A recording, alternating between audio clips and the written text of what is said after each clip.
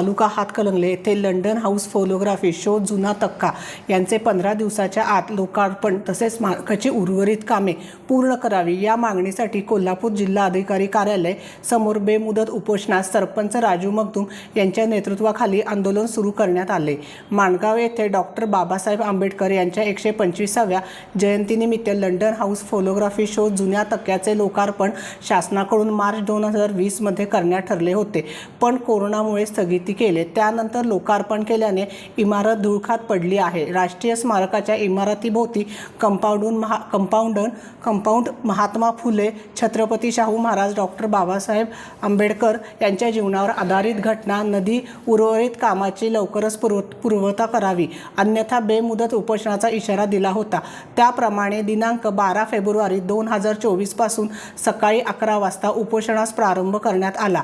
यामध्ये सरपंच राजू मगदूम, उपसरपंच, ग्रामपंचायत सदस्य यांनी सहभाग घेतला आहे। राजश्री छत्रपती शाहू महाराज यांच्या प्रमुख उपस्थितीत व भारतरत्न डॉक्टर बाबासाहेब आंबेडकर यांच्या अध्यक्षतेखाली 21 व 22 मार्च 1920 रोजी झालेल्या ऐतिहासिक पहिल्या बहिष्कृत वर्गाच्या माणगाव परिषदेस 104 वर्ष पूर्ण झाली आहेत।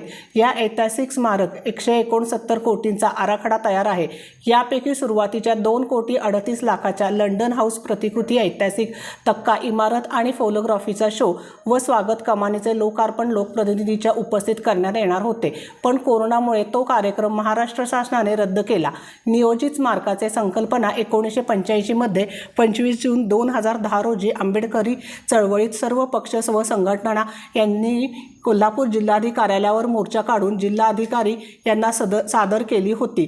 तत्कालीन मंत्री दिलीप वळसे पाटील यांनी विधिमंडळातील अधिवेशनामध्ये 29 कोटीची तरतूद करत असल्याबद्दल जाहीर केले।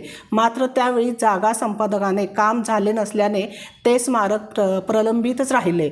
2017-18 मध्ये तात्काळ नवीन आराखडा बनवून शासनास सादर करण्याचे निर्देश दिले। त्याप्रमाणे ऐतिहासिक संशोधक जयसिंग पवार, इतिहास संशोधक इंद्रजित सावंत, प्राचार्य हरीश भालेराव, प्राचार्य कृष्णा किरवले व अनिल कांबळे माणगावकर यांनी आराखडा समिती तयार केली।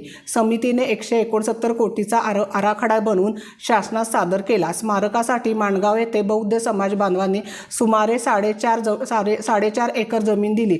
तत्कालीन जिल्हा अधिकारी दौलत देसाई यांनी ती शासनास स्मारकाकरता म्हणून संपादन केली। रणनीती न्यूज चॅनेलला आजच सबस्क्राइब करा आणि रहा अपडेट।